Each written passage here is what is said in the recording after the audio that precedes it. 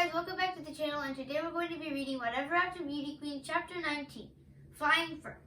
Stop it, Jax, Mr. Beast yells, but Jax just laughs. All the guests pour out of the great hall. There are beasts in top hats, beasts in long dresses, beasts in short dresses, beasts in earrings, beasts in all different shades of fur. Even Prince looks different. He's a little bigger and his fangs are extra long. They look like walrus tusks. People are yelling all around us. What is happening? Where are two of my fingers? I'm so hairy. I'm so hungry. My feet hurt. We are a castle full of angry beasts. Jax is standing in the middle of the foyer laughing. I turn to Jonah. Beast Jonah. Fur is exploding out of his shirt and pants. His suspenders have burst. And look at how tall he is. Abby, Jonah cries. Help, I'm a beast. I'm so itchy. What do I do? Jax, I yell, you have to turn us back. What, Abby? Mrs. Butler asks me. You want us to attack? I shake my hairy head. That's not what I said. We are a room full of angry beasts, and Jax is just one purple-haired fairy. Maybe I do want us to attack, but I want us to attack super carefully so he doesn't use his yo-yo on us.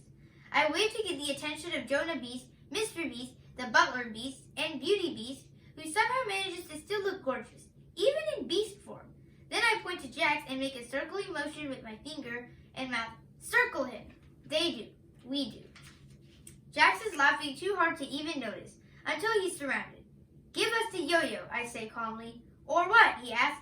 Or you will get eaten by wild beasts, Mr. Beast says, and we are extremely hungry animals. Grrr, all the beasts in the room say. Before any of us can attack, Prince Beast pounces on Jax, grabs the yo-yo with his walrus fangs, and scurries back to me. Good job, Prince, I say, scratching behind his beastly ears. You've certainly earned your seat at the dinner table. Now what do I do to reverse the spell? What does she do? Mr. Beast snarls at Jax. Tell her what to do or you are about to be a delicious snack. Jax pouts. Just swing it back and forth and make up a rhyme. You guys are no fun. I swing the yo-yo again and say, hello, party people. Go back to normal.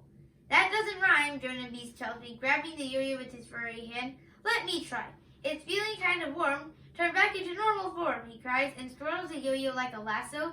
My skin starts to sizzle again. I touch my cheek. Once again, it's smooth. It worked, I say. I look around. Everyone is back to normal. They're all touching their smooth cheeks.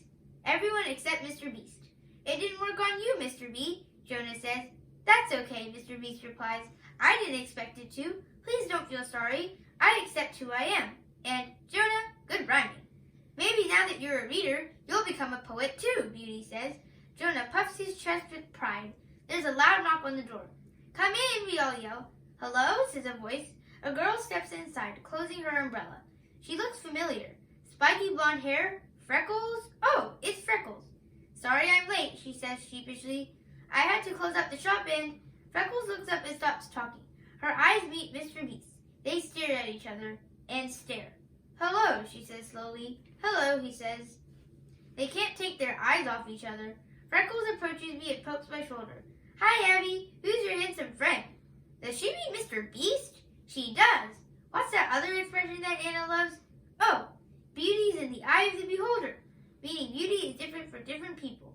Freckles thinks Mr. Beast is handsome just the way he is. It's Mr. Beast, I say. She blushes. He's the man Mrs. Butler shops for, the one who's marrying Beauty? That's him, I say, but the engagement is off. Her eyes light up. Really? I nod. Then I pepper Freckles with questions. Do you like to play cards? I ask her. Yes, she says. Would you rather live in the countryside or in town? Countryside. Town is loud. And finally, are you allergic to cheese? I ask her. Of course not, she says. I run a cheese shop. Oh, right, Mr. Beast, I call out. There's someone I want you to meet.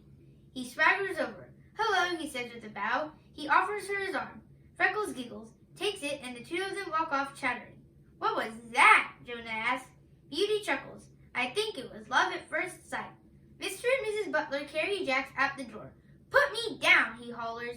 No, I will not bring you to town, Mr. Butler says. We're not shafars, Mrs. Butler adds. With that, they drop Jax on the doormat and turn back into the castle.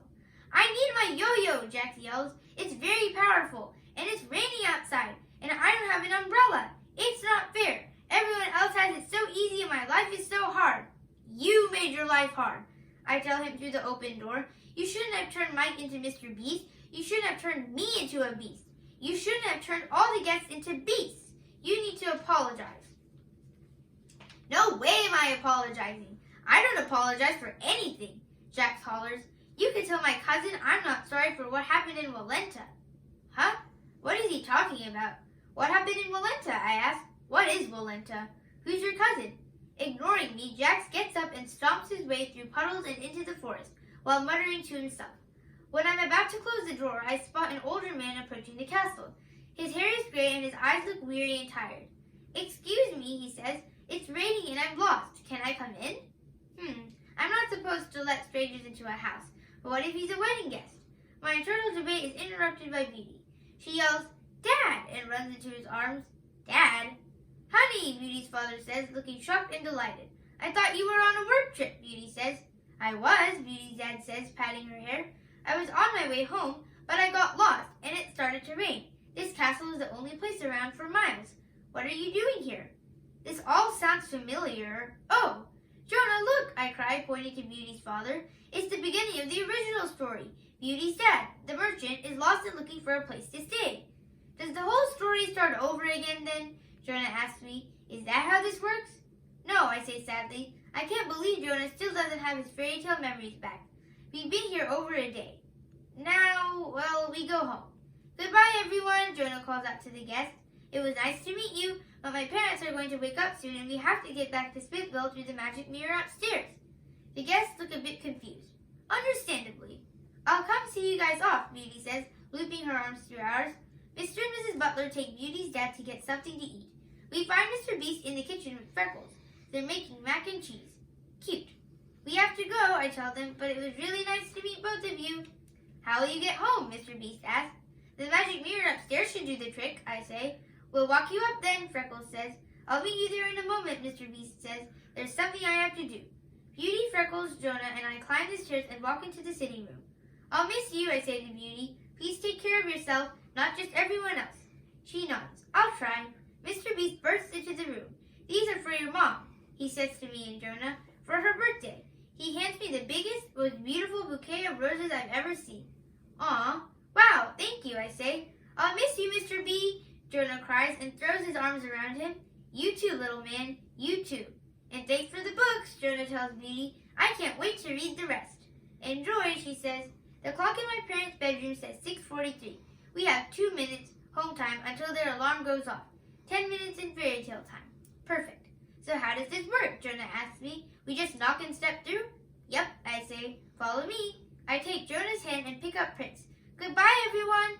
Goodbye, Beauty, Mr. Beast, and Freckles call out.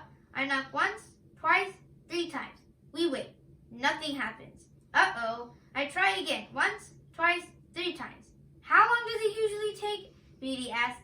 Not this long, I admit. Let me try, Jonah says. He knocks once, twice, 3 times. Nothing. Abby, Jonah says, I don't think the mirror is the way home. The time on my parents' alarm clock changes to 6:44. Now we're in trouble. Thanks for watching. Make sure to like and subscribe. Bye!